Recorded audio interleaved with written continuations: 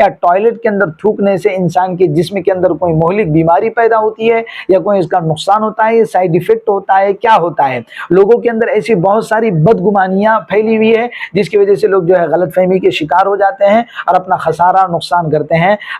बसा औकात तो बहुत सारे लोग ये मसला मालूम न होने की वजह से बर वक्त तो नहीं, फौरन तो नहीं, लेकिन आइंदा अपनी आने वाली मुस्तकबिल जिंदगी के अंदर जो है बहुत ज्यादा नुकसान उठाते हैं और खसारा उठाते हैं और अपने आप को तकलीफ में मुब्तला कर देते हैं, बीमारी में मुब्तला कर देते हैं। अल्हम्दुलिल्लाह वस्सलातु वस्सलामु अला रसूलिल्लाह व अला आलिहि व अस्हाबिहि अजमईन अम्मा बाद।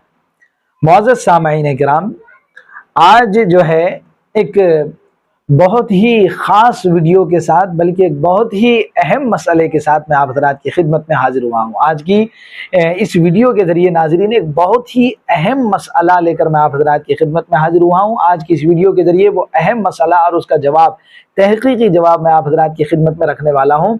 इसलिए आप हज़रात से गुजारिश है कि वीडियो को आखिर तक ज़रूर देखिएगा और अगर आपको इससे इस्तिफ़ादा हो, फ़ायदा हो, तो आप जो है दूसरे लोगों तक भी इसको शेयर कीजिएगा ताकि दूसरे लोग भी जो है इस मसले को जाने और इससे इस्तिफ़ादा कर सके।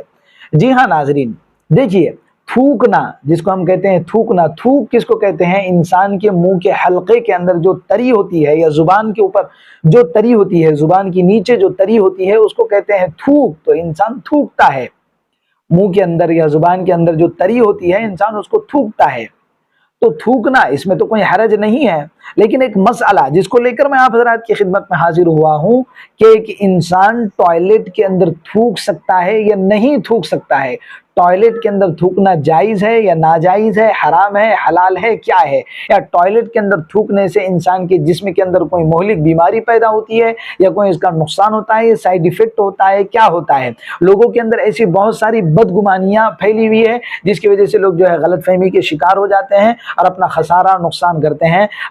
बसा औकात तो बहुत सारे लोग ये मसला मालूम न होने की वजह से बर वक्त तो नहीं, फौरन तो नहीं, लेकिन आइंदा अपनी आने वाली मुस्तकबिल जिंदगी के अंदर जो है बहुत ज्यादा नुकसान उठाते हैं और खसारा उठाते हैं और अपने आप को तकलीफ में मुब्तला कर देते हैं, बीमारी में मुब्तला कर देते हैं। जी हाँ नाजरीन, तो मैं मसला बयान कर रहा था कि ये टॉयलेट के अंदर बैठे बैठे थूकना, टॉयलेट के अंदर थूकना, ये जायज़ है या नाजायज़ है।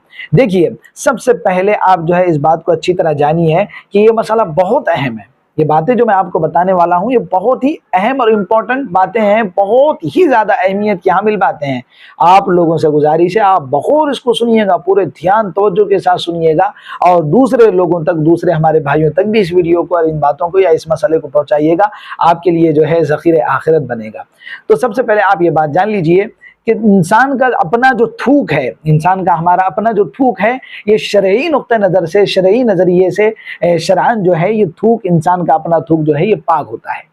ये थूक जो है इंसान का ये पाक होता है, नापाक नहीं होता है। क्यों? देखिए, इंसान का अपना थूक अगर नापाक होता तो बसा औकात हम कुरान मजीद, कुरान मुक़द्दस और अल्लाह ताला के कलाम पाक की जो है तिलावत करते हैं और तिलावत करते करते मुंह की तरी की वजह से, जुबान की तरी की वजह से पढ़ते पढ़ते, पढ़ने के दौरान जो है वो थूक के उस तरी के ज़र्रात और छींटे जो है कुरान मजीद के औराक़ के ऊपर भी पड़ते हैं और हम देखते हैं ऐसा बसा औकात होता है। तो अगर इंसान का अपना थूक अगर नापाक होता तो फिर ऐसी सूरत में जो है वो कुरान पाक के ऊपर उन छींटों का पढ़ना बिल्कुल नाजायज़ और हराम होता, क्योंकि कुरान पाक बड़ी मुक़द्दस किताब है। तो इससे मसला मालूम हुआ कि इंसान का अपना थूक, फ़ुक़हा किराम ने बयान फरमाया है फ़िक़्ह की किताबों के अंदर कि इंसान का अपना जो थूक है वो बिल्कुल पाक होता है, नापाक बिल्कुल भी नहीं होता है। अब इस हवाले से सबसे पहले तो जो है कुछ देर के लिए आप जो शरीयत टॉयलेट के अंदर थूकने के बारे में क्या कहती है, इस बात को कुछ देर के लिए, चंद लम्हात के लिए आप साइड में रख लीजिए। यानी टॉयलेट के अंदर थूकना जायज़ है या नाजायज़ है, शरीयत इस बारे में क्या कहती है, इस बात को थोड़ा सा आप कुछ देर के लिए साइड में रख लीजिए। मैं इस हवाले से जो बात कहना चाह रहा हूं अकली तौर पर समझने के लायक बात है, उसको समझिए।